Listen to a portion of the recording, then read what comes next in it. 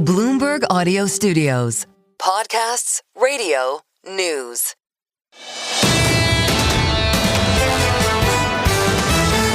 This is the Bloomberg Surveillance Podcast. Catch us live weekdays at 7 a.m. Eastern on Apple CarPlay or Android Auto with the Bloomberg Business app. Listen on demand wherever you get your podcasts or watch us live on YouTube. She is with Private Wealth, Chief Investment Strategist, Private Wealth at Partners Group. Anastasia Amoroso joins us, and she is one of the select few that said climb on board this American economic experiment and enjoy a multi-year bull market. Are we going to double digit again this year? Are we going to pop 4 years? Is it 4 years in a row? Double digit? I think we have a chance at that for sure. I mean, earlier in the year, I thought we would have hit 7,000 and stayed there. We haven't managed to do that yet. Oh, come on. We pulled back 3 or 5%. Well, 3 or 5%, but the expectation for the year was around 7% return. So yes, Tom, we might get to that 10% or more for this year. But, you know, the broader backdrop is supportive, right, on a number of different factors. The consumer side, I think, is actually strengthening this year as we speak. The other notable development for me this week is all about CapEx. And CapEx not only in the United States and not only from hyperscalers, but CapEx globally. We've got the European manufacturing numbers came out this morning, and those popped quite significantly, driven by German fiscal stimulus. So, you know, back to kind of the U.S. economy, though, CapEx also is an engine now. And then housing, maybe that'll pick up too. Yesterday, Paul was way too optimistic. Yeah. I mean, I'm Sure. sorry. There's like an optimistic tone going on. There is a little bit. Good earnings out there. Anastasia, I'm looking at the WEI function here for the world equity indices. The U.S. is doing fine, as it did last year, but the rest of the world's doing better. Right. So rest of world versus U.S. outperformed by and large last year. Yeah. Same this year. How do you view kind of where to allocate geographically? Right.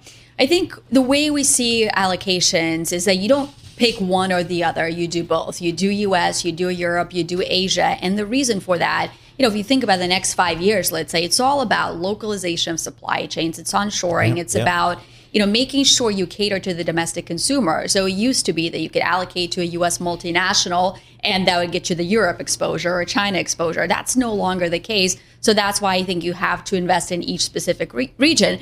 But to bring it back to sort of the cyclical momentum, I think the reason why Europe is actually seeing an outperformance versus the U.S., because the U.S. has this rolling AI scare. You know, maybe it's software names, maybe it's wealth tech names. And so the AI exposure has not been a positive to the market. But I think even beyond that, there is something positive happening in Europe. It is the German fiscal stimulus that I mentioned that is showing up in the manufacturing momentum. It is also the fact that Europe is striking deals of its own. You know, 50% of global GDP is covered by some sort of a trade deal with EU now, the latest one being with India. So that's a big deal. And then you have this bifurcation between the Northern Europe versus Southern, and Southern being more services oriented, consumption oriented. So that's holding up well, too. So we've always liked Europe. We invest about 39% of some of our solutions in Europe. But I think there's this cyclical upside to it as well now. In the U.S. market, we've seen a pronounced rotation starting, I guess, in late October, November. Is that a short-term trade, or is that something more prominent, do you think? Or because we've in the U.S. market, it's always been led by tech, but there seems to be rotation a little bit. I mean, it feels a little different to me this time, you know, and no, I don't think the hyperscaler trade is gone. I don't think the semiconductors are not going to perform, but I do think there's this realization that for the last maybe 10 years, it's been software's world, and we've all been living in it. And software was eating the world and so on. And it's been sort of, you know, the business model that's asset light, that's what's benefited. But as I think about going forward, it might be that we're in the asset heavy economy once again. It's about physical assets, tangible assets. They can't be made obsolete by the stroke of AI overnight. You were brilliant on this at New Mexico years ago. Let's bring it in. What happens to your world if the hyperscalers decide to grow up and actually issue debt like Google did the other day? I look at that, you know, Zvibodi 101 up at BU, and it's just got to be a plus for confidence. Well, that's right. And the reason why they're confident to do so is because they have the free cash flow to do that. And, you know, although to Paul's point, the markets were fearful and the spreads were somewhat widening, you know, back at the tail end of last year, the realization is they have hundreds of billions of free cash flow and, you know, just cash on the sidelines, so they can afford to issue that debt. the reason, Tom, I think there is such a great deal of confidence for hyperscalers is because they do see the future potential growth in their cloud revenues. And whether it's Google, whether it's others, you see that hockey stick inflection higher in cloud revenues. That's important. They also see the revenues of their customers, the likes of OpenAI, Anthropic, and others, and those have been going up substantially as well. Earnings were, about 80% of the way through the S&P 500 reporting earnings. They look pretty solid to me. Are they enough to support this market here going forward? They do look solid, absolutely. And, I think what's actually really interesting too, Paul, is that even earnings for software companies that we've worried about also look solid. We'll look through a number of software companies, and 60% or so of them reported, and 80 to 100, depending on the sector, have reported positive earnings surprise and earnings growth of 20 or 30%. So that alleviates some fear in that particular pocket of the market. And then beyond that, for the market in general, take a look at the profit margin. It's going up. It's gone up despite tariffs, and we're looking for a record 13.9% profit margin. That's likely driven by AI. And we may get, did Tyler say we may get the Supreme Court thing today? Could be, yeah. I mean, they're definitely going to. Does that get in the way of the hockey games? I hope not. I hope not. Hope not. We don't want that. We don't want that. No. Anastasia Amoroso, we continue with our Chief Investment Strategist. Partners Group nailed the bull market to be direct. Is this the Partners Group of Switzerland? Yeah. It is. Have the you Partners been Group. to Zug? Of course, yes. Okay. A bowl of soup costs $40 in a restaurant? It's quite a lot. It's Switzerland. Do the Swiss want to buy America? Because we have different people saying, well, people are sort of upset with President Trump, but they really want to buy America. Do the Swiss institutions and continental Europe institutions, do they want to buy Microsoft? Look, I think the realization for all institutions globally is that you might disagree with the current policies, you might disagree with the current tactics, but not to invest in America is not in investor's best interest. You think about the corporate tax rate and, again, the fiscal stimulus that we have coming out of the U.S., you look at the innovation, you look at the margins, you look at the productivity gains, it's really difficult not to allocate capital here. I will say one question mark for investors has been around the direction of the U.S. dollar. And if the dollar weakness continues, does that actually eat away at your returns significantly? We're of the view that, we're at a point where there should be some more stable conditions between the euro dollar, for example. So with that as a backdrop, the capital flows definitely should continue to the U.S. What are we doing in the bond market here? I can sit in a 2-year treasury and get 3.5%. Are you suggesting your clients take credit risk above and beyond that? Yes. I mean, for a more risk-averse, individual, perhaps looking at the shorter term of the U.S. curve might make sense. But, we're also investors in private credit. And, private credit, despite the headlines that are out there, we see fundamentals that are still quite solid. I can elaborate on that in just a minute. But we also see the yields that have come down from 12%, but they're hovering, let's say, around 9 or 10%, which is still quite attractive in a world where rates elsewhere are going down. Now, back to the solid fundamentals of private credit. First of all, default rates are holding steady, and they're quite low. They're also bifurcated. If you're in the cyclical industry like autos, yes, you're going to see a higher default rate. If you are a non-sponsor-backed credit, you might see a higher default rate. But if you look at the sponsor-backed, especially secular growth credits, we're looking at a default rate of 1.5%, which is quite low and quite normal. So, and even in software, Paul, I would say for private credit, we're still seeing a default rate that's half what it is for the index. So a lot of the noise that's out there is noise. And I think investors would be well served to take some risk in private credit.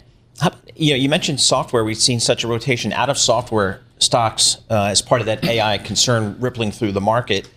Is it time? I mean, a lot of these names, you're like, boy, I always wanted to buy them, but they were too expensive. Yeah. Is now a time to, boy, I hate the falling knife scenario, but it seems like some of these names are pretty attractive. I think some of them are, but that's the key word there is some. I wouldn't necessarily step in and buy the full index or the full ETF because some parts of the software universe have sold off, rightfully so. First of all, if you looked at the valuation before, the valuation was based on annual recurring revenue growth that would assume to be X. But now that ARR growth has come down for a lot of those names, and maybe it's not ever going to get back to those 2021 levels because of agentic AI. So are you going to pay the same multiple, or is the low multiple attractive if you have lower revenues? Maybe not. I wouldn't step in there. But some incumbents are worth looking at. My essay a couple years ago, Lawrence McDonald, was just brilliant on the absolute wall of money that has to find a place to go in investment. It's still there, isn't it? After the Amoroso bull market of the last 5 years, I mean, like, it's tax season now. I mean, pick the calendar date. You know better than me, Anastasia. There's just still this just wall of money. It's got to find a place to go, right? There is. And it's really coming from a lot of different places. You know, if you think about kind of the consumer side of it, this year in particular, we're looking for higher refunds. Some of it will 24% year over year. Some of it will find its way into consumption, but some of it will find itself in investing. If I think about the institutional capital worldwide, you have some of the sovereign wealth funds that are benefiting, for example, from continued sales of natural resources. And so you have that steady stream of revenue that's finding its way into the market. And then, you know, if you think about corporates, and we talked about margins, we talked about the cash accumulations, that too is adding to it. So, you know, maybe Tom, kind of the extension to your question, well, is there too much money, and especially in private markets, you know, chasing some of these deals? And yes, there's an increasing amount of capital, but I would say there's an increasing amount of opportunity as well. Yeah, Alexis and Paul and I, we have no life. So I've got to ask, one of the most famous restaurants in the world, folks, is where Partners Group, it's like the lunchroom for Partners Group in Zug, Switzerland. Zug. It is Zug, yeah. It's I'm going to butcher the pronunciation, Gasthaus Rathskeller. Did you go to the 17th century Gasthaus Rathskeller for an overpriced Swiss lunch? I did not. I had a wonderful Swiss dinner at a restaurant. The name I cannot remember, but no, that I will put that on my list for next time. They have Swiss prim rins, entrecôte, brown butter, Belpernol, Kefstierlestock Gemüse. No idea. For like $70. I'm in. Put me down. I think that's like Salisbury steak. Yeah, Salisbury steak. It sounds great, though. What is it like working for the Swiss? I mean, it's just very cool. When you go to Zurich, right, to get there. Yes, to go to Zurich, Zug is about a 30, 40-minute drive from there. Down the east coast of the lake?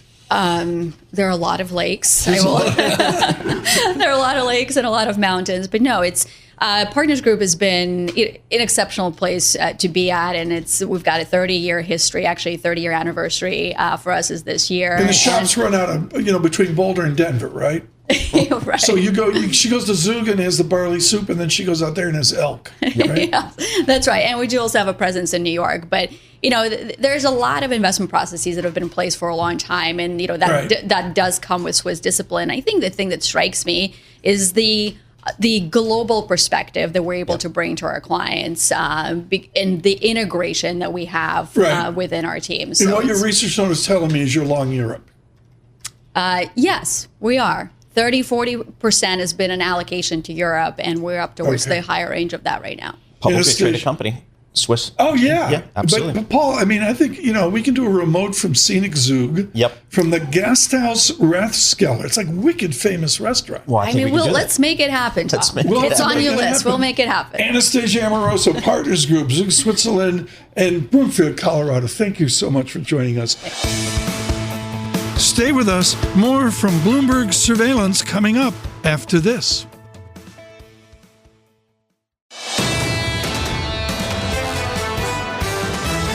You're listening to the Bloomberg Surveillance Podcast. Catch us live weekday afternoons from 7 to 10 a.m. Eastern. Listen on Apple CarPlay and Android Auto with the Bloomberg Business app. Or watch us live on YouTube. So Alexis mentioned the math. I want to go over it, and Lindsey's going to tell me what to do here. Lindsey Piegza. Oh, this was Stifel.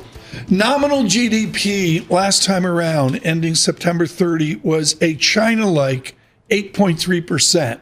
Paul, if you add in the 1% government shutdown, we go from 5.1% published nominal to 6.1-ish. I'm going to say there as well. Joining us, the queen of ish in economics, Lindsey Piegza, joined us. What do you do with these numbers, Lindsey? How do you format the view forward given the plethora of data in the last 10 minutes? Well, I think when we dig through some of the details, we're going to see that it's pretty messy, particularly given that the economy was shut down for almost half of that 3-month period. Now, the president says it shaved off about 2 points. The BEA says it shaved off about 1%.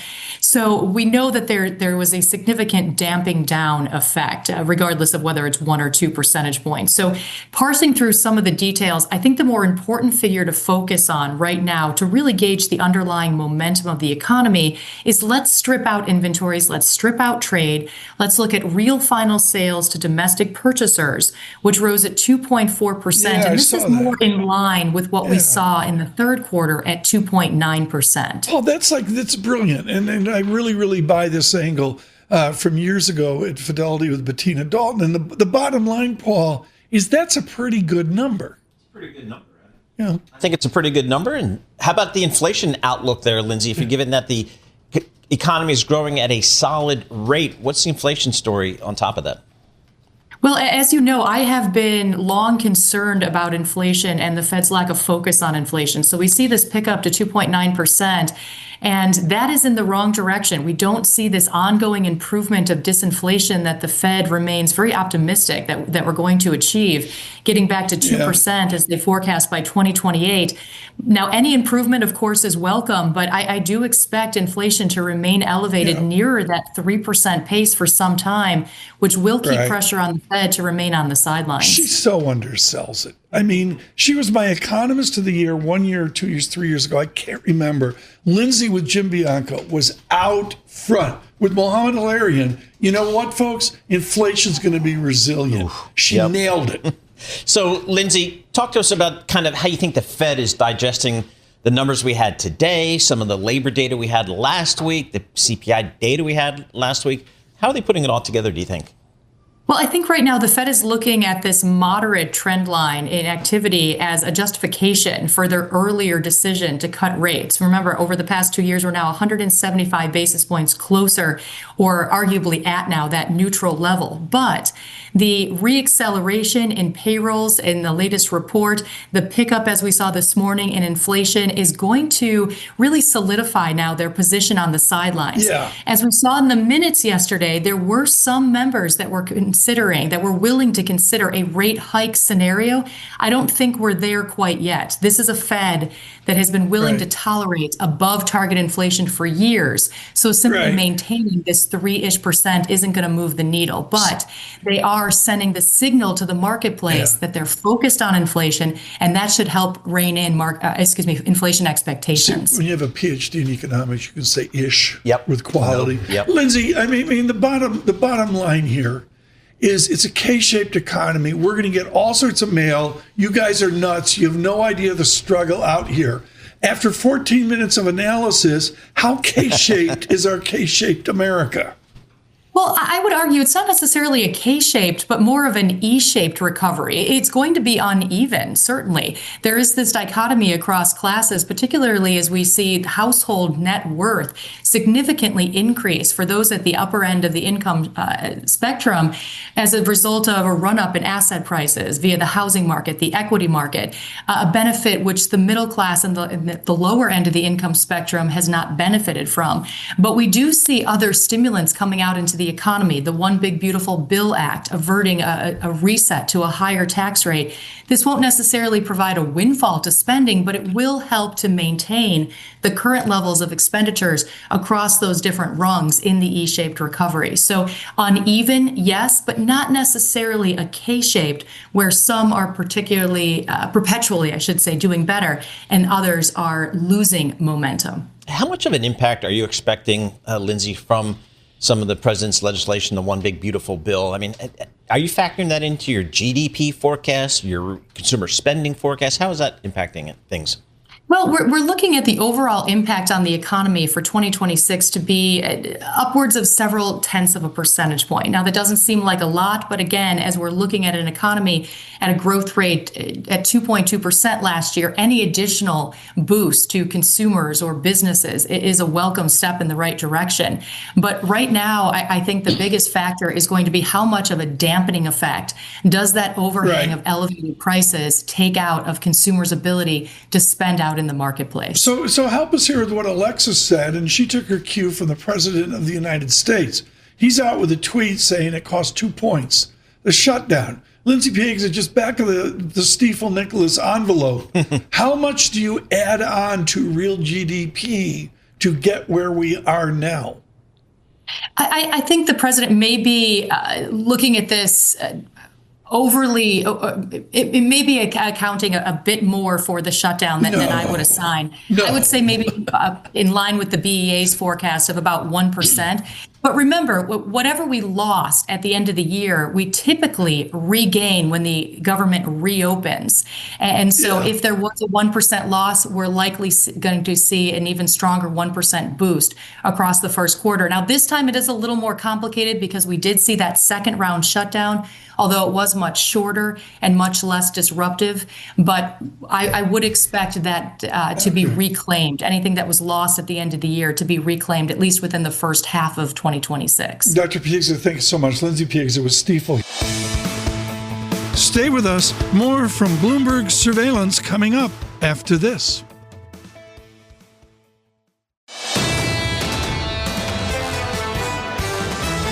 You're listening to the Bloomberg Surveillance Podcast. Catch us live weekday afternoons from 7 to 10 a.m. Eastern. Listen on Apple CarPlay and Android Auto with the Bloomberg Business app. Or watch us live on YouTube.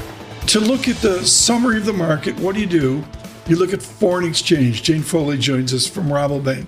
Jane, it's been way too long. Where is the flight to quality now? Do people fear? Do they go to the U.S. dollar? Do they go to the Swiss franc? Do they go to the Lebanese pound? You know what, that is a very good question. And I think, of course, the Swiss franc is up there because after all, on a textbook basis, the Swiss franc is perhaps the only currency that really ticks all of those boxes. But, this week, the dollar is the best performing G10 currency. And therefore, it does seem that the dollar is picking up a little bit of a safe haven bid. Now, that is interesting because I think really since last April, the market's been debating whether or not the dollar has lost its safe haven status or not. And this week's activity would come down really on the camp of those suggesting, you know what, it's still there. For those of you on YouTube, it's a shrinking. It's like Rick Moranis in the movie. Yeah, that's right. They shrink down. Jane Foley's shrinking down. We're going to continue. Too important a conversation to cut her off. But Jane Foley with a shrinking video today. Paul. Jane, where do you see value out there in the currency markets here? If I'm a value investor, I'm looking at currencies, where would you send me? Well, I think I'd probably send you the same sort of places I'd send you last year. And if you look at some of the better performing currencies for 2025, well, we had the Swiss franc right up there. We had the Swedish krona too. And, this is pretty interesting because it does appear that, the market may not really believe in debasement. There's no proof of the US debasement. After all, foreigners are holding record amounts of US treasuries, but they're still a little bit worried, about these sorts of things, the fiscal issues, and they still want to diversify. And I think the markets therefore are looking at those fundamental criteria, the countries that have really good fiscal positions, good levels of debt. And, the Swedish krona, the Swiss franc are up there. But this year, something new really has evolved. And that is countries, G10 countries, which are looking to potentially hike interest rates. And this is a change because right now, the market's only really sort of confident of the Bank of England and the Fed cutting interest rates further this cycle. The Australians have already tightened. And there's a discussion now, will Norway be the next to tighten? We had a bit of a pushback from the RBNZ the other day, but, they could be tightening before the end of the year, and maybe even the Swedes, maybe even the ECB. So for the vast majority of the ECB, we're talking about this transition now potentially into a hiking cycle. And that, of course, has created a few more interesting waves on the foreign exchange market. Hey, Jane, what's the bet now on weak dollar? Paul and I keep talking about the weak dollar. It's sort of kind of like not happening. How sizable is the bet of Euro 120 or Yen 149? Well, in terms of euro dollar, 120 is still right there in the market consensus, really for, not too far, a quarter or two at least. I haven't got 120 anymore in the forecast table. I took that out before the end of last year, because if we look at the dollar really and its performance, say, against the euro, since the start of 8.2 last year, so it's the very start of July.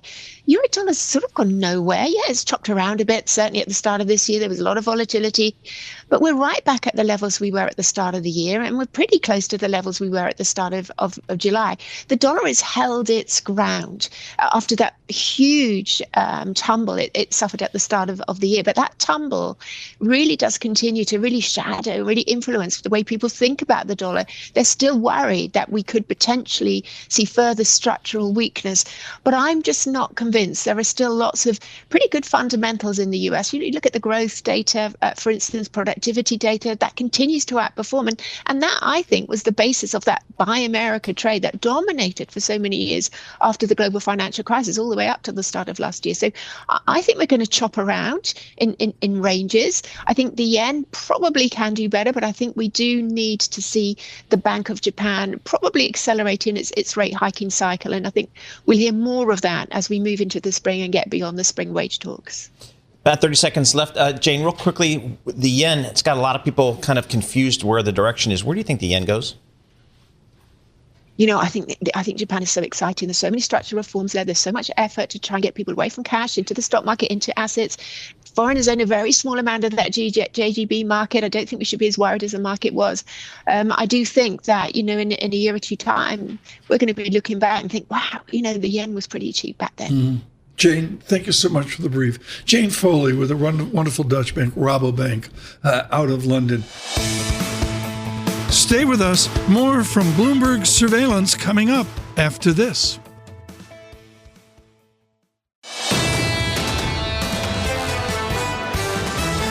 You're listening to the Bloomberg Surveillance Podcast. Catch us live weekday afternoons from 7 to 10 a.m. Eastern. Listen on Apple CarPlay and Android Auto with the Bloomberg Business app. Or watch us live on YouTube. Joining us now, Dina Esfandiary, who is with Bloomberg in Geoeconomics, and she is had the privilege of studying with Lawrence Friedman. What was that like, Dina? You wander in the door at King's College, and it's literally like you're talking to the Adam Smith of war studies. First, thanks for having me.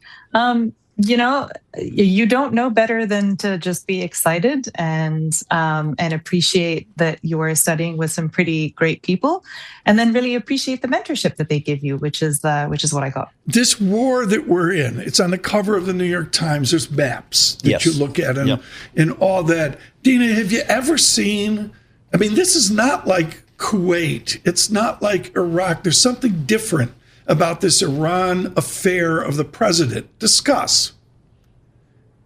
So much to say, so little time. I mean, I think the Iran issue has historically been a real unifying issue in the United States, which is odd, given that the US political elites are pretty much split on absolutely everything. Iran tends to unify them, although I think Trump's desire, or at least build up and steps towards war, is beginning to kind of chip away at that unified elite. So I think there's that element of it. And then I think there's the element of the buildup, right? The buildup is the military buildup, the US military buildup in the region is really consequential. It's really significant. It's unlike anything that we've seen in the past before. Is it really intended to go to war, or is it intended to scare the Iranians to the negotiating table? I think there's an element of both, but the risk, of course, is that the buildup is so significant that unless Trump gets everything he wants out of an agreement with the Iranians, he's going to have to use it to justify that buildup. Dina, I think, as you mentioned, the buildup of military capabilities in that part of the world's substantial. Do we know what the U.S. strategy is? What does the U.S. want here from Iran? That seems to be unclear for a lot of folks. I mean, that is the million-dollar question. What are the objectives of what the United States is doing right now? It started out as we had to find a way to contain or roll back Iran's nuclear program.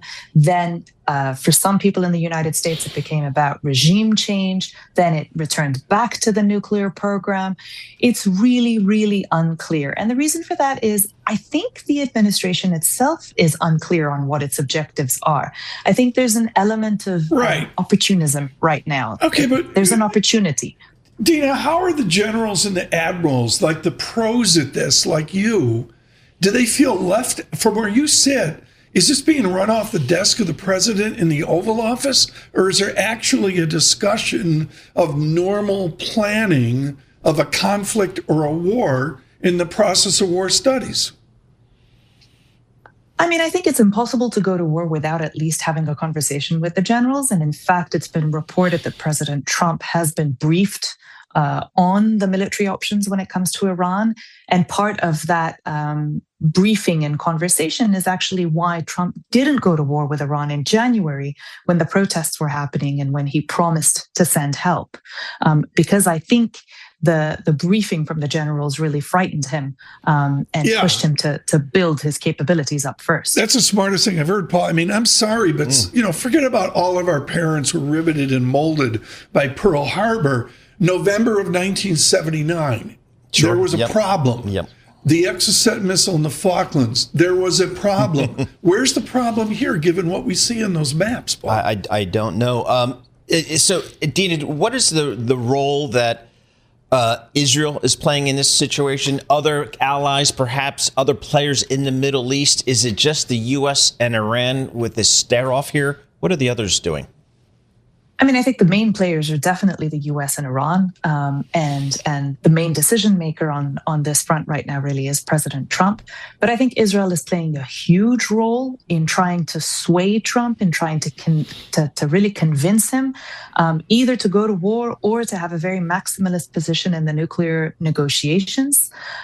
And bizarrely, compared to a few years ago when the first nuclear deal was being negotiated, it's the US's Gulf Arab partners that are actually urging restraint, that are saying, we don't want war because we don't know what will happen once the fighting starts.